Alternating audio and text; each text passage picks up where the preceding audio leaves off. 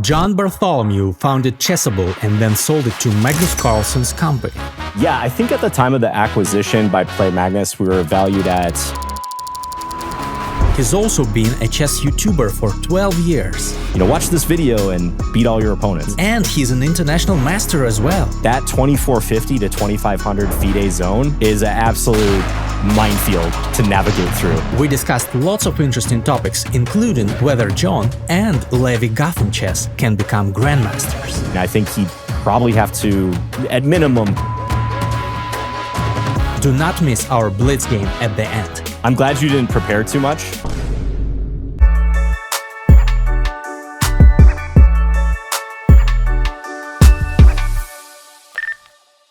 I want to talk about your path, like your place in the chess ecosystem, so to say. How do you define yourself first and foremost? Because you're an entrepreneur, you are a content creator, you're a chess player, a very strong one. How do you introduce yourself to people in an elevator? Yeah, that's an interesting question right off the bat. I would consider myself a chess educator first and foremost. That's been the bulk of what I've done in the chess world in my professional career.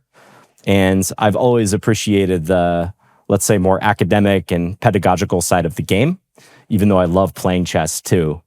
So most of my work as an entrepreneur and content creator, YouTuber, really stems from my educational background, I would say. Mm-hmm. So yeah, that makes sense, because you must have been told that you are good at explaining chess to people, obviously. Talking about your business journey in chess, you are the founder of Chessable. Now you've co-founded Chessiverse, which we will discuss in detail as well, obviously. But starting from Chessable, how would you, looking back at all this, having sold the project and Chessable having grown to a really big platform, even bigger than it used to be before, how do you reflect on this journey? Like when you think about it, what's the overwhelming emotion, so to say? Time always flies, as the old saying goes, and it seems like just yesterday that I co-founded Chessable with my business partner, David Cramley. We got together on a call back in 2015 when I had less than 5,000 YouTube subscribers. My channel was still pretty small. I was just starting out. And David was one of those initial subscribers. And he had built the early prototype of Chessable for his own study. And he sent me a message and said, "Hey, I like your videos. I'm a chess improver myself. I built this site to try to learn chess in the same way that I learn languages. And I was wondering if you could take a look at it and tell me if this is useful and maybe if there's a business there." Thinking back, everything was just a whirlwind from that point forward. David and I got on the call. I really liked the idea. I hadn't seen it done before in the chess world. And he was living in London at the time. I was living in my state, Minnesota, in the US. And probably less than a month after we had that initial call, I flew to England. We incorporated the business, and then we launched it in 2016. And I was involved for the first few years, got to record courses with Magnus Carlsen, for instance, which was probably a highlight of my chess career, looking back. Yeah, I'm just really proud that we created something that's helped so many chess improvers and also helped a lot of people trying to make a living in chess. That was one thing David and I really wanted to do from the outset. So with the revenue sharing model that Chessable has, we've enabled a lot of chess professionals to earn a living through their courses and see the direct benefits of selling their courses online, creating good quality content and getting it out there to their students. So yeah, really just a whirlwind, and happy to play a role in that ecosystem with helping students and enabling authors to earn a living in chess. Yeah, you've definitely shaped the ecosystem of online chess courses. That cannot be disputed, I think. Yeah, and thanks for that. I'm also an avid Chessable and now chess.com courses user, and really enjoy your product. By the way, when you were acquired by playing Magnus group. How active was Magnus in the process? Was he like present in any of the business meetings, or other people were handling this side? Not that I recall being present in business meetings, although to be fair, I myself wasn't as much. So by that point, I was somewhat phasing out of the business. Like I was still involved, but there were people on our staff, especially David as the CEO, and another guy, Dimitri Schneider, who was the CFO of the Play Magnus group. They were handling a lot of the decision making, but certainly Magnus was a central figure in the entire group, as it bared his name, and later in Play Magnus's acquisition by chess.com as well. Yeah. By the way, you do not disclose the amount that you got, or that the company was valued at. Just interested, not for the sake of learning how much money you earned, but because that's a different question. Obviously, it depends on like the shareholder structure and stuff like that. I'm just interested at the amount that Chessable was valued at that time. Yeah, I think at the time of the acquisition by Play Magnus, we were valued at, if I recall correctly, 8 million USD. So that was back in 2019. And as you probably know, like valuation is a tricky thing in general, but we had proven revenue at that point, and we're doing very, very well, adding course authors all the time. And we really were able to accelerate by that acquisition from Play Magnus Group, getting even access to more course authors. Yeah, and obviously Magnus himself also joined and made the course, so that's also something. Yeah, and that's pre-pandemic, obviously. So very, very impressive numbers.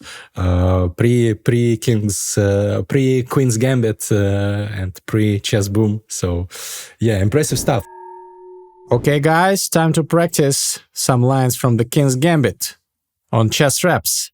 So this is all standard. H4 is a very important move here, and F6 is a bad move, seemingly defending the pawn. But here there is a sacrifice, knight g5, and then queen h5 check, and the king will be hunted mercilessly.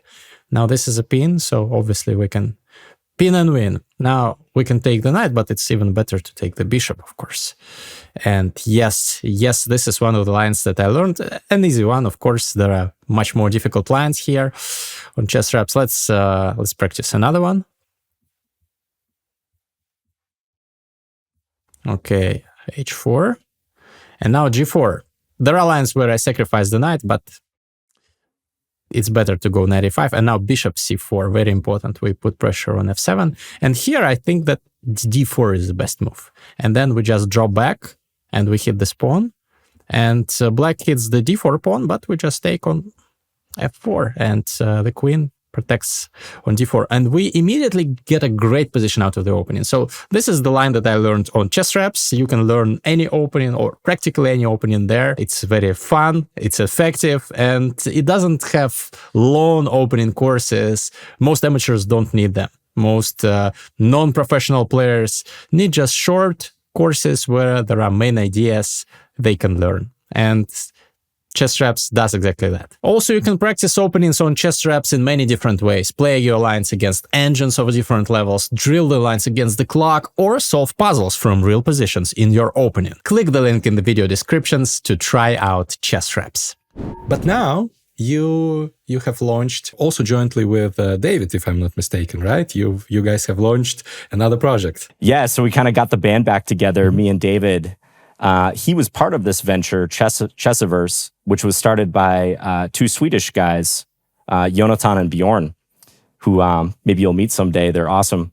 But he had joined that platform as an advisor to them last year in 2024. And he had kind of casually mentioned it to me and said, hey, like, I think this platform's pretty cool. These guys are great. The co-founders, they built something that helps a lot of chess players because the point of our platform is playing against over 500 bots that we have that play like humans. And we're adding bots all the time. And now we're adding courses and incorporating the bots. And there's a surprising amount of people, Greg, who want to play chess, but get very stressed out by the competitive elements of the game. And I myself actually grew up playing against these tabletop chess computers. That was one of my first major opponents. So when David showed me the site and I got to know the founders a little bit, played a bit on the platform myself, I kind of like Chessable was like, hey, I think there's something here and I want to be a part of it, mainly because of the people, first and foremost, involved in the company. Yeah, I joined officially in April of this year. So we're recording this in December. So yeah, it's been a nice 8 months or so at this point. Yeah, I also I messaged you on X some time ago saying that, yeah, I also got some flashbacks from, I think, chess master programs of the old times, of the 2000s, when you could play also against those computer bots. So that's an interesting idea. Great program. Yeah, and yeah, I really loved that back in the days. I wanted to ask because I'm sure that for you it looks probably different, but for people from the outside, it might look like you are starting like a very similar company to what you already did, and you already did a successful startup with Chessable. You sold it like 6 or 7 already years ago, and now you launch another platform where also you've added chess courses, and from the outside perspective, it looks like, why is this guy doing this thing again? Does he want to again have a similar successful company like that previous time? But why it's such a similar niche? So that's the question that I also had. I'm sure that you have a great answer to that. Yeah, and it's a very fair question. I would want to know the answer myself, quite frankly. And not only is it kind of similar, that journey, but I also have a course. The very first course that I made on Chessable was a Scandinavian course, believe it or not. And now I have a Scandinavian course on Chessiverse. So yeah, I mean, I've always felt, and look, I never got into chess to become some entrepreneur or something. It just kind of evolved over time. But I've always felt that I've wanted to add value and be an educator first and foremost, and try to innovate rather than copy whenever I can. And I really enjoy being involved in projects and working with people who are on the same level. It's one thing I really appreciate about Chess, for instance. Like, they always seem to be trying to innovate in their own little way. Chess.com as well. So yeah, I think the bot aspect is the major differentiating factor. The key premise, the goal of Chessiverse is to have the most human-like bots available on the internet and build the best platform for people to play against the bots. And courses, especially incorporating the bots, we think is an important twist on how courses are currently offered by a Chessable, and not just Chessable, but other platforms too. And even the way in which we deliver the material on the platform is completely different. We use a tree format, which those of your listeners who use ChessBase and are more familiar with navigating a big file using like their keyboard arrows, for instance, that will really resonate with them. That was actually a big impetus for me to join Chessiverse. Is I was working on this course, which we might get into a little bit more, but by joining the platform, I had a direct opportunity to work with the founders in designing the whole course experience. So that was really a thrill. And something with Chessable, I was able to do a little less because David had already designed the platform. Really, it's a variety of factors, trying to innovate, trying to offer something useful, new. We think we're serving a segment of the chess market that is maybe getting a bit neglected by the two major platforms, in the sense that those are not as bot focused. You can play bots, but that's not the focus. And yeah, trying to do something a little bit different in the chess world. It's mostly not about courses. It's mostly about bots. That's the, like, if we summarize. If I was in that elevator, that hypothetical elevator you were referring to, that's what I would bring up first when talking. And I should mention too, we don't see ourselves as competitors to Chessable at all. I mean, we are technically, but I'm on good terms with the Chessable team. And if this was just a photocopy of Chessable, I wouldn't feel great about participating in it. Yeah, obviously. I understand. Okay. Also about the niche that you are building in this product, how do you think, who are people who are your clients? Like who are the people who love playing bots more than playing humans? Because I know you've been asked this already, but I wanted to dig deeper in this topic because it's interesting. Yeah. I know that sometimes, like I myself can play a bot on chess.com, for example, and record some content about it. But I mostly, of course, play humans, and I think most chess players also prefer playing humans these days. So what are the people? Who are the people that do otherwise? Maybe one important thing is we kind of look at ourselves as a supplement to playing against humans. So I myself prefer playing against humans most of the time, but depending upon someone's circumstances and really level of motivation to be competitive in chess, I think the bots represent this nice in-between medium where you can still get competitive games, but there's not that pressure all the time of playing against humans. And you can use the bots as a sandbox a bit to kind of play around. Mm-hmm. So I would say our average customer is an adult improver, probably not someone who plays tons over the board, but is maybe interested in doing so. We get a lot of comments from older people who just don't like playing fast time controls online, or maybe have a day job and they want to like check their email and do a little work on the side, but also get in the game too, that they know they're not going to flag in. At the same time, we have kids on our platform as well. I think that's a big appeal of the platform. Anyone can play, and the users don't interact on the platform as it's currently designed. So if someone is a parent of a kid, they can feel safe that on Chessiverse, they can get games in against the bots, but nothing weird is going to happen with them interacting with other users. Yeah, that's a big plus, obviously. And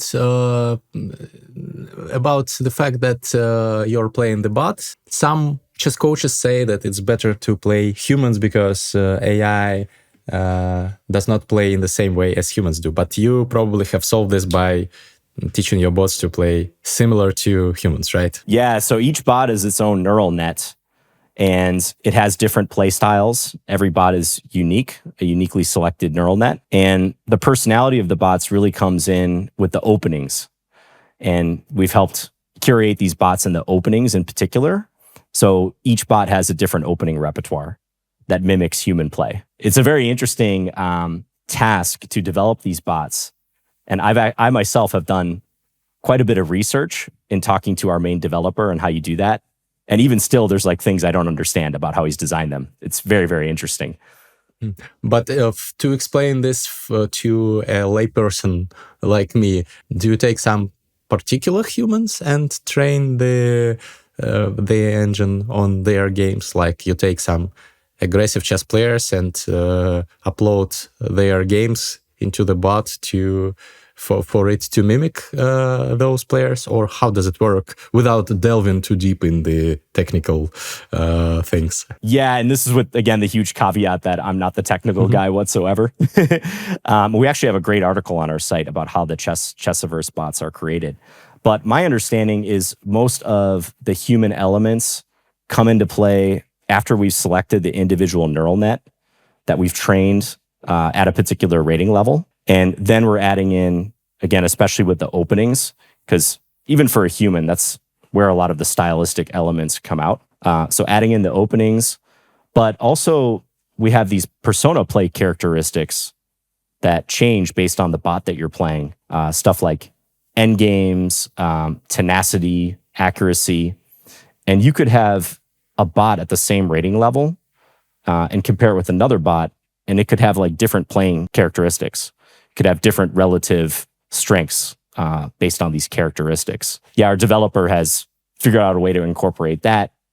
And yeah, again, the openings are a big thing, I think, in terms of how different these bots play. Yeah, and I like the fact that you can train, like in your Scandinavian course, which I've already started going through, that you can train against bots also, some specific lines from the course. So that I think is a great feature. Yeah, thanks. Yeah, that's a nice aspect. And hopefully that takes off even further. People can go and drill lines against the bots and then play the games once the line ends against the bots. What's your vision for the project? Like, where do you want it to go? Do you want all chess players to play against bots? How big is the market? How big is the potential number of your audience? It's a great question. I mean, one reason I'm involved with this project is I'm really curious to see myself.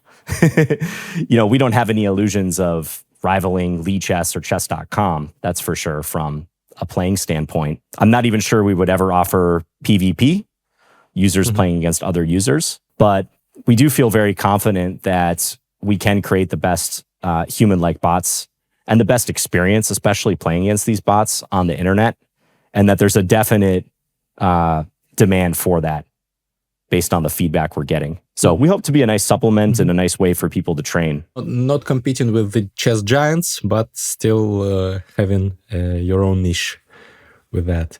For sure. By the way, how do you consider yourself if compared with, for example, chess.com's bots, which they have, and they also have some bots of the month every month. So they also are exploring this direction, obviously. What's the difference mostly between you guys in this aspect? Yeah, that's a good question. I would say from the user's perspective, because I'm not qualified to answer from a developmental perspective how they program those bots. I'm not even sure they've made that public necessarily. It seems to me chess.com uses their bots more as marketing versus like the core offering of their site, because they have so much great content and so many great features on chess.com. I never got the sense that the bots were that big of a focus for them. Yet, if you look at a lot of YouTube videos from the major chess channels, the wider population seems to really enjoy videos where people play against bots. You probably noticed that yourself, of course, in looking at the chess market. So yeah, I think that indicates that there's a serious demand for that. And I see no reason why it couldn't be just marketing or just a gimmick, let's say. I think there's some serious pedagogical value or even value in just getting people in the door. If that's what introduces them to chess, like that's a fantastic thing in my mind. Yeah, totally agree. Also, just to add to your comment, I think the most popular video on Levy's channel is about him playing Martin, the bot, with extra queens, lots of extra queens, something like that. So that's the most popular chess video on the most popular chess YouTube channel. So that's also Mittens had a moment like a year and a half ago whenever they rolled out Mittens. That was huge. Yeah. Absolutely. So, okay, thanks for clarifying those questions. Now I want to talk about the chess content creation ecosystem, because you've been doing this for like more than 10 years. When was the year 2014 when you started YouTube videos? I think that's right. 2014, 2015. Yeah. That's obviously much longer than most people in this niche. How would you compare the chess content niche now and back then? Obviously, now is much bigger and the chess boom has already happened. But still, what are the non-obvious differences? Oh, yeah. We could probably spend the entire podcast just talking about that. I would say one of the biggest differences that comes to mind is the ecosystem back then. Most of the content was centered around actually playing and playing at different time controls and just posting that. So I remember watching Chess Network and Chess Explained, who's this German international master, Christoph Selecki. He actually gave me some awesome advice when I first started doing YouTube full time, just some technical advice, like, what screen recorder to use and stuff like that, because I was totally clueless. But I remember Chess Explained, Christoph, he would just post Blitz games every day. And I think there was a time he was posting like 3 videos every day, 3 different Blitz games that he was playing. And he had the titles were very generic, like Blitz chess number 1337 or something. I pretty much copied his model. And I thought, well, I really like how he explains. And, I think I'm as good as him. I could do this too. And I teach chess. I've taught chess for a long time. So I can talk through my games. So that's what I did probably the first 2 years, is I just played at different time controls and recorded the commentary and just posted it. Not even trying for anything instructional, no custom thumbnails. All the thumbnails were screenshots from the videos, which I actually ended up doing for way longer than I probably should have. So very much just click record, play a game, stop recording, post. Whereas now that model is, I'm not going to say unsustainable, but it's very hard to get traction if you're looking to grow as a creator with that. I think it's nearly impossible unless you're someone like Magnus doing that, playing Title Tuesday. Yeah, obviously, the niche has become much more professional, and yes, it has. And yeah, lots of people can sustain their living solely by being the chess content creators that they are.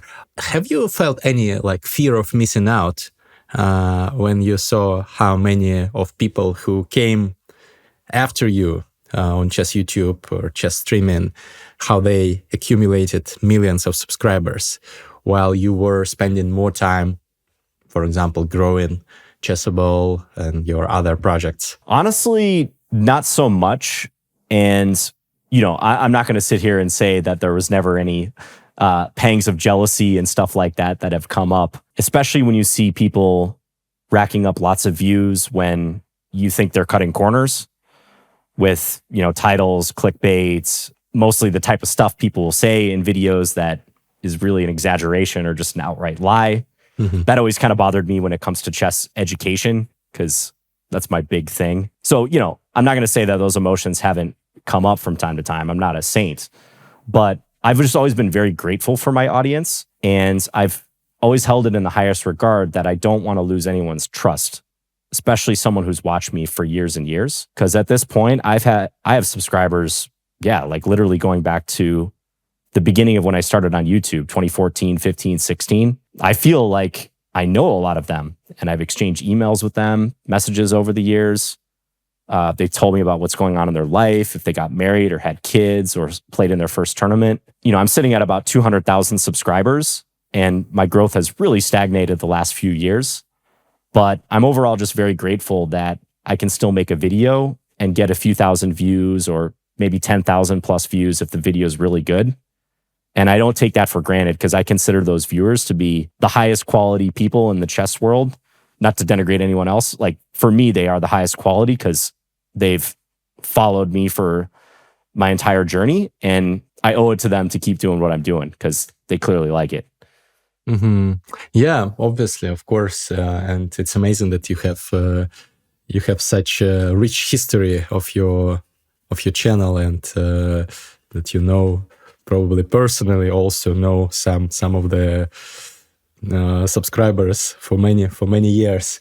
That's amazing. I was just going to add a little bit to that answer, because it is really interesting to think about kind of the new post-COVID Queen's Gambit boom generation of chess YouTubers. And I really got to give a lot of them credit, because many of them work very, very hard. And they work on the aspects of content creation that you really should if you're looking to grow. Dialing in your titles, spending a lot of time on thumbnails, making the thumbnails engaging, making content that people actually want to see in the algorithm, and that will actually get them to stop and watch your video. Even though I've taken a certain approach with my content, and it does still rub me the wrong way when, again, I see people cutting corners or just lying, especially lying about promising rating improvement. That really bugs me. And a lot of people do that, and they seem to think it's okay, but I personally would have a serious moral objection to doing that, promising, watch this video and beat all your opponents, that type of content. But I understand the game, and a lot of the new generation make awesome content and don't do that. And even if they do kind of dabble in that sometimes, they're putting in the work. I'm very impressed by how consistent people put out videos and really are making the most of this opportunity of this chess boom that's still going on. Have you ever thought of going full content creation mode these days? Working on your thumbnails more, creating videos for the algorithms, all stuff like that. But of course, adhering to your principles and not cutting corners. Because obviously you have a great talent in explaining chess to people. You have lots of knowledge. Also doing this would probably boost your other projects like Chessiverse. I know that you record and post content on your YouTube channel currently as well, but it seems like you probably, because you have lots of other stuff, you are not fully focused on that. Yeah, it would be tough to fully devote myself to content.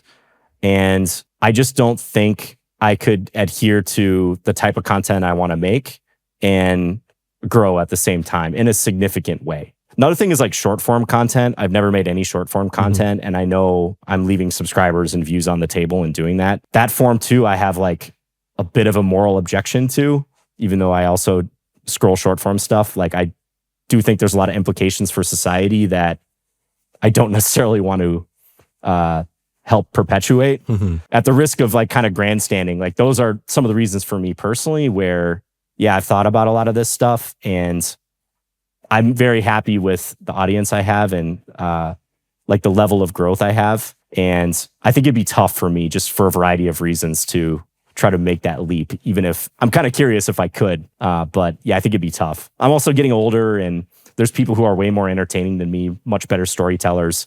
I was watching Levy's videos the other day. I mean, he's obviously top of the top. He's such a great natural storyteller. Yeah. And he weaves these narratives into his videos. And I think I'm just not as capable of doing that. I try to kind of stick to what I'm good at and it seems to work. And I'll probably keep doing that for the foreseeable future and improve a little incrementally. Yeah, sounds good. And by the way, like I'm not denigrating your content. I love it and occasionally watch your YouTube channel. Very instructive videos, great work. I recommend everyone do this as well. I was just interested in whether you've considered like competing with the current leaders in this niche.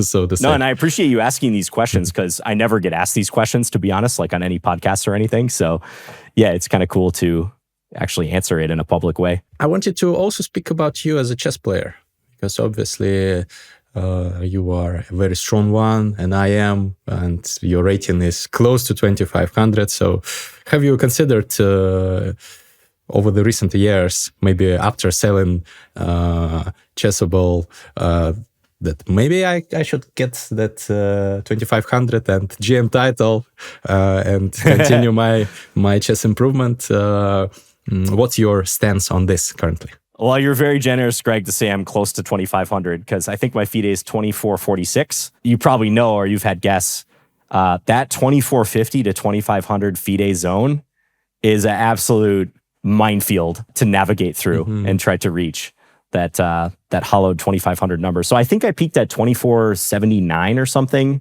back in, I want to say 2017 or 2018. I was like early 30s at that time. I've always felt like I probably could make GM, but then again, probably every IM thinks they can make GM or even non-IMs. But yeah, for me, I think when I started teaching more and YouTube started taking off and I got involved in Chessable, I was very happy with what I was doing. I've never been so hyper competitive about chess that the competitive aspects of the game have been the most important thing to me. I've much more enjoyed the opportunities that chess has given me in my life to meet people.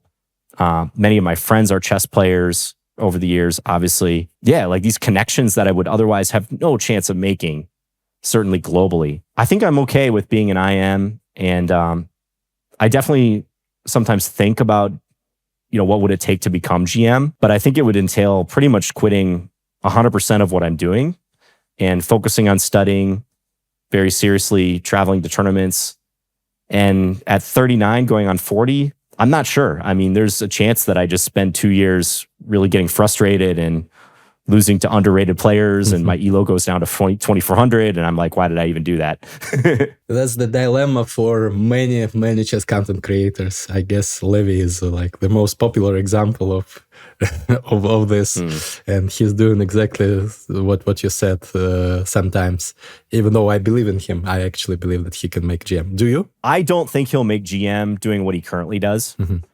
I think he's capable, but I just kind of sense from his current approach, he's still obviously very much engaged in content creation and probably the 4 or 5 other businesses that he's running, Chessly, chess.com obligations, commentary. I just think that's way too much if he wants to make a serious push for GM. So he too, I mean, I think he'd probably have to, at minimum, cut like 90% of what he's doing. And I think when I was on a podcast with him, when he was still doing his podcast, I was encouraging him, if he wanted to make a go at GM, to try to delegate even more than he currently probably does. He probably delegates a lot of his stuff, but I think he'd have to do even more, like extreme level, so he could focus on studying. Because I don't really see it happening otherwise. I think he could though. Yeah, agreed. I also think that he if he's serious about it, he needs to go, as they say these days, on a winter arc and dedicate lots of energy to this, and probably delegate some projects. Yeah, and look, I mean, I think that's true for almost any IM in this situation. It's a very, very hard leap from IM to GM. It's not that I speak from personal experience. I've just had lots of guests with whom I've discussed this. But you do work on your chess at least you play, you make content about it, but do you work on your chess like specifically, like study some end games, for example, or I don't know, study some games to get better at the game? Do you have such routine incorporated in your life, or you don't do this specifically to improve in chess? Most of my chess these days that I study is in relation to teaching or some educational thing, preparing for a lecture or something. I still look at a lot of chess games, like follow recent tournaments. I posted a position from a game from the London Chess Classic Rapid Play that I thought was really interesting on my Twitter today.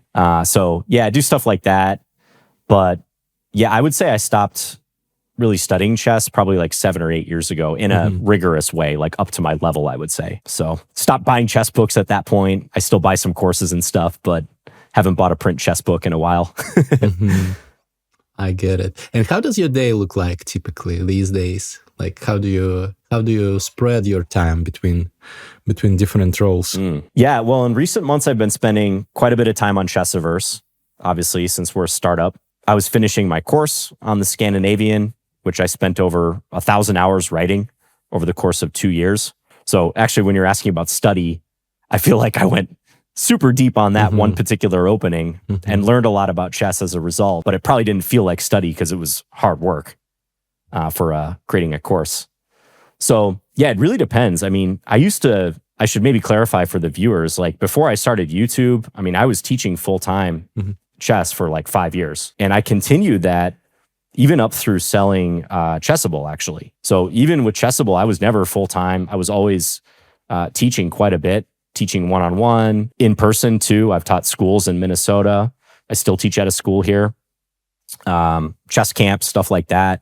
That's always been my main focus. But I would say in the past few years, I've taken my foot off the gas a little bit to try to preserve my energy, because teaching is very intensive if you want to do a good job. I only have about 5 students now. A few lessons per week, making some content, a lot of work on Chessiverse, various other chess things, but it's kind of grazing on different projects. A lot of responding to emails and talking to other chess players. We're trying to get more authors on the platform too, so having conversations like that as well. Yeah, it's interesting that you still manage to teach people with all the stuff that you are doing. Big respect for that. That's thanks. I think it keeps me sharp. Like teaching actually helps my content creation quite a bit. I guess that makes sense. Okay, so I think we need to check how sharp you are with your chess. I think that for the viewers, we need to show your skill in the Scandinavian Defense. Let's do it, because that's the course that you've made. That's also the opening that you are most famous for. I've gone through the course a little bit. I've spent like several hours. It's huge, so obviously I have not maybe analyzed even 10% or even 5% of what there is there. But I've really enjoyed the course so far. To be honest, before I was much more skeptical of the Scandinavian Defense, because it's considered dubious. on the highest level. Well, I know that sometimes even the very top players play it, like Arjun famously in the Olympiad played the Queen D6 Scandinavian. Yeah, but nobody plays it on a regular basis these days. But I guess you could say that nobody sticks to just one opening on a regular basis at the top level these days. So it's not just about Scandinavian. But why do you think that it's not as popular as you probably would have liked it to be, the Scandinavian? What's the reason? Yeah, I think at the very highest levels, Black really does have to know their stuff. And there are specific lines that White can target Black in the main lines of any Scandinavian. I like the Queen takes D5 version, but the Knight F6 line as well. So I haven't actually, I should ask a super GM next time I have the privilege of talking to them, but I kind of believe that they look at openings in terms of margin of error, right? Yeah. And E4, E5, and various main lines of the Sicilian, you've got a larger margin of error at the highest level compared to the Scandinavian. There's no doubt. But a big reason I like the Scandinavian is, 99.9999% of us are not super GMs. And the practical value of being able to knock out White's center pawn from the jump, because E takes D5 is White's only good move against the Scandinavian, and the experience advantage that Scandinavian players often have, I think that actually supersedes and trumps the high level concerns at the super GM or strong GM level. But yeah, to answer your question, I think they don't fully trust it from a margin of error standpoint.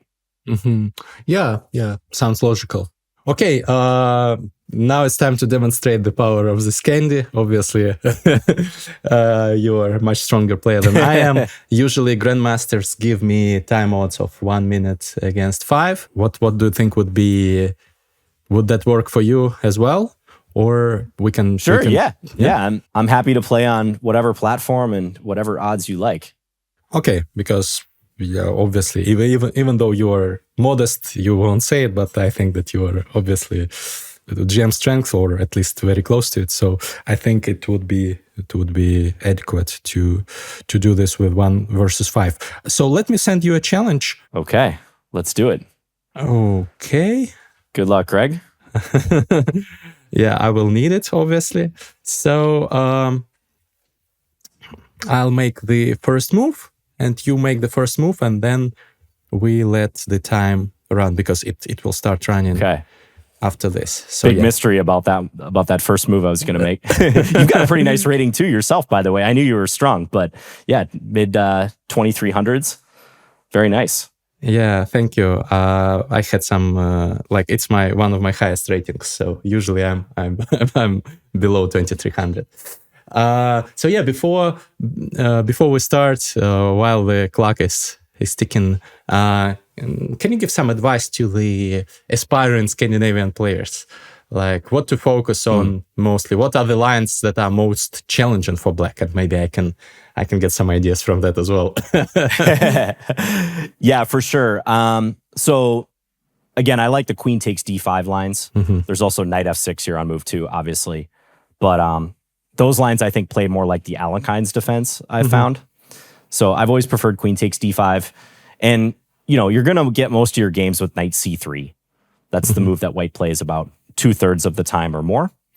And it's actually kind of nice. Like if you're a flexible Queen takes D5 Scandinavian player, you could learn 2 or even 3 of the mainline moves after Knight C3, which are Queen A5, Queen D6, and Queen D8.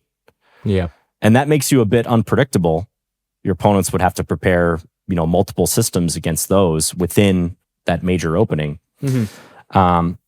So I would consider actually looking at Queen D8 on move 3 in addition to Queen A5, because Queen D8 is definitely the simplest move to play after Queen takes D5, Knight C3. But it's also the most passive and probably has the most dubious theoretical reputation. Well, the most dubious is Queen E5 check, even though Shimanov, I think, has been playing it with some success. Yes, the so-called Potzer variation. You're right. I didn't even include that one. But yeah, that one's also a little dodgy. I would also say definitely pay attention to Knight F3 on move 3. because maybe you'll even play that one. But that, in my very first course that I wrote for Chessable in 2016, I labeled that as underrated. Because even back then, I thought that line was kind of undervalued. The point of that is that by withholding knight c3, white may be looking to play d4 and c4, establish the pawns on d4, c4, because the reason the queen takes d5 Scandinavian is playable in a nutshell is because when white plays knight c3, although that's a very classical and accepted move by theory, developing a piece with tempo, it blocks the c pawn. That's very important. A lot of people don't realize that, even strong players. It blocks the c pawn, which is a bit of a hindrance to white's later play in those lines. So knight f3 on move 3 is pretty ambitious, actually, because if black plays some lackadaisical moves, white often succeeds in playing d4, c4, and only then later knight c3, and white has all this control of the fifth rank. Definitely don't neglect knight f3 on move 3 if you're black. Also d4 and even c4 on move 3. C4. You have to know what to do. Interesting stuff. Yeah, you know what's funny, Greg? And I will make my move once we get down to 1 minute. I won't forget. The one game I played against Magnus Carlsen, which is cited in the course, he actually played c4 on move 3 against me. Cool. In the Scandinavian. Cool. I actually, I have not properly prepared for this game, to be honest, but I was thinking, I love playing some gambits, and I was thinking of playing the b4 gambit against you, but then I took a look at your lines in the course against this gambit, and I was like, okay, it's not good. It's not a good idea. By the way, 1 minute. Yeah, okay. There we go. So yeah, before on this b4 move, is very interesting. The Lionheart gambit. Yeah, but you have you have given good enough reputation, I think, for it. Okay. So I have to stick to some more adequate lines. I'm glad you didn't prepare too much, because if I had to remember my prep and my course on the fly in a 1 minute game, that would be tough. Okay. Yeah, I saw this position in your course, but that's all that I remember. Oh. So it's not that I have lots of prep here. Okay, let's do this.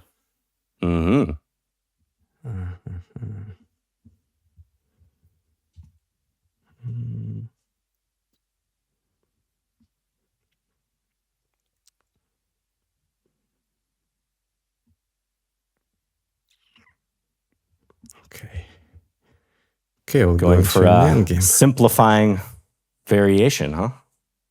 Yeah, I didn't know it's called like that, but probably I am.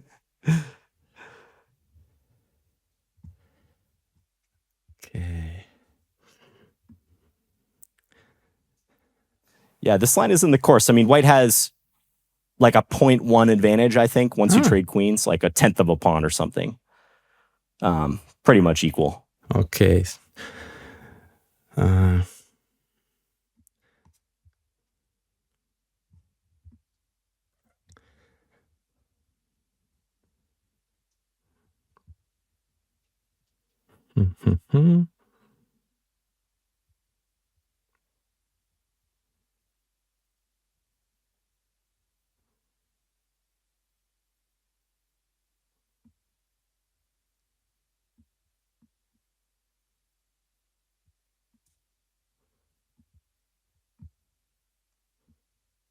You do get into a lot of knight versus bishops in Scandinavians, by the way. That's definitely a feature of this opening. So you have to like your knights to play the Scandinavian. That's right. Gotta love the knights.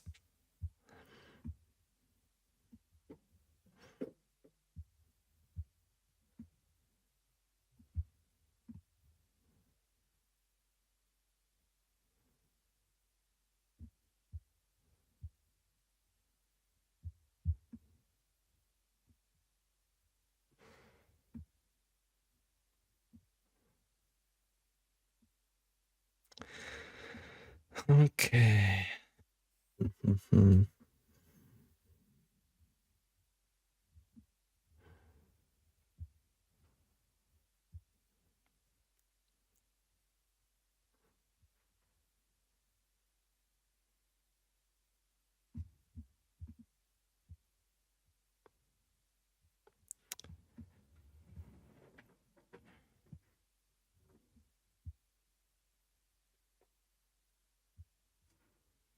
Mm-hmm.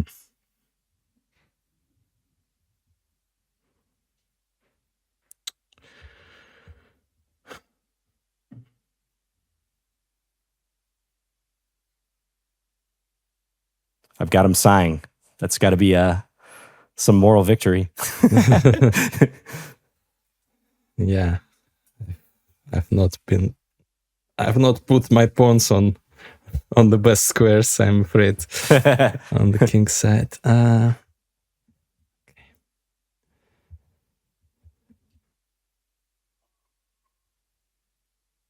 Okay, can I play 4 more? Don't really think so.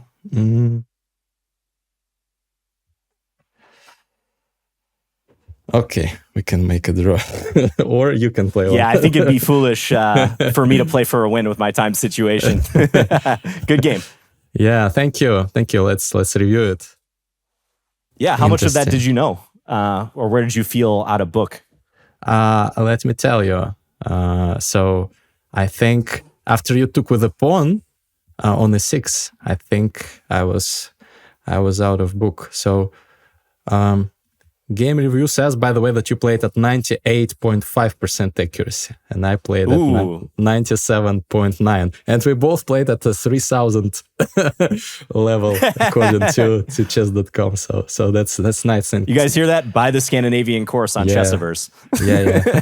So I knew that that this line exists when you took on c3. I knew it before your course, and I briefly, while looking through the course, I've watched the videos that you have, and you there showed this line, and I remembered that d5 is one of the moves, but that's where my prep ended. I think you showed knight d7 in the video, but I forgot it during playing. Yeah, on move 10, I actually analyzed 3 different moves that black can play there. Knight bd7 is the main line, and it's the most interesting move because it keeps all the tension.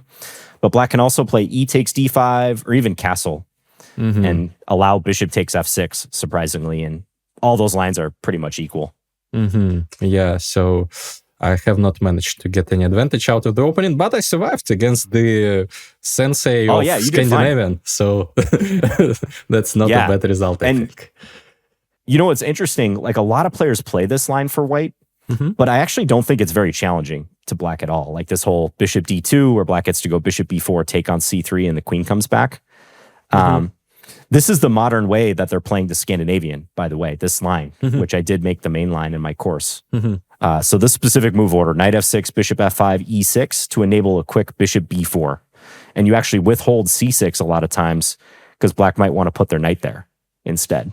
Yeah, I saw in your course that you and I actually like it when players go c6 here against me, because after bishop d2, I think this idea of knight d5 with knight takes f6 is good.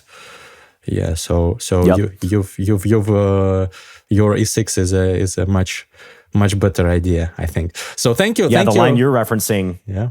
I would just add that line you're referencing. That's the line that put the Queen A5 Scandinavian out of business for 10, 15 years until black found that this move order that I played is the way to go. Some GMs found that, or master level players, and revived this opening for black. Yeah, so thanks for the masterclass. 3000 level play from John. Guys, write it in the comments if you believe that he can, if he seriously starts taking chess more seriously, that he can make a GM. And let's hear it in the comments, Greg getting to FM or higher. I think your viewers are going to be rooting for you to do that too. I think you can do it. Yeah, hopefully I can. Thank you very much, John, and good luck. Good luck with Chessiverse. I will be. Thanks for the access, by the way. Yes, guys, I've been given access to try the course, and I will definitely try playing against bots in future. So I will be testing your platform and rooting for you guys to succeed. Thank you. And I'll just add, I'll answer any questions that people have in the comments, whether it's about the course or Chessiverse or whatever. I'll be happy to reply on YouTube. Amazing. Guys, don't forget to hit the like button and subscribe. Also subscribe to John. The link to his channel will be in the description of this episode. And see you in the next one. Bye-bye.